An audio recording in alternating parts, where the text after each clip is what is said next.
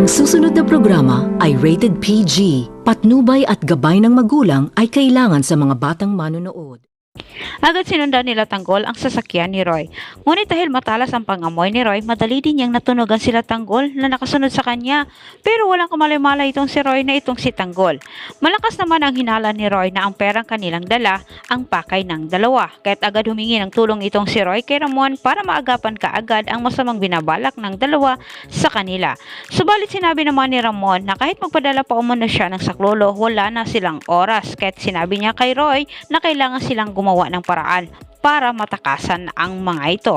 Dinikitan kaagad ni Tanggol ang sasakyan nila Roy at ang driver naman ang una nilang tinira. Sinubukan ni Roy na lumaban para maprotektahan ang pera at ang kanilang buhay. Ngunit hindi sila binigyan ni Bubbles ng pagkakataon na lumaban. Bago pa man natatan nila Tanggol, sila Roy ay lantaran naman niyang ipinakita ang kanyang mukha dito kay Roy sa nasabing grupo. Sabay sabi na pasensya na umano dahil may nag-utos sa kanila na ipapatay ito. Nagulat naman itong si Roy. Sabay niratatan ni Tanggol at Bubbles sila Roy.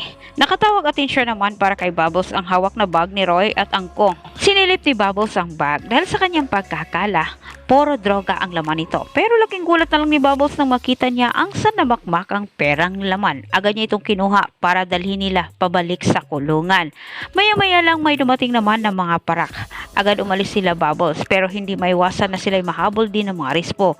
Dito naman nagkaroon ng sagupaan sa pagitan ng Lispo at kay Tanggol na kung saan kasama pa itong Sergor sa mga Lispo na humabol sa kanila Tanggol at Bubbles.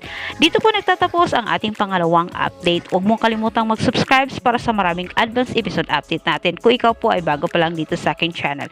Muli maraming salamat and God bless.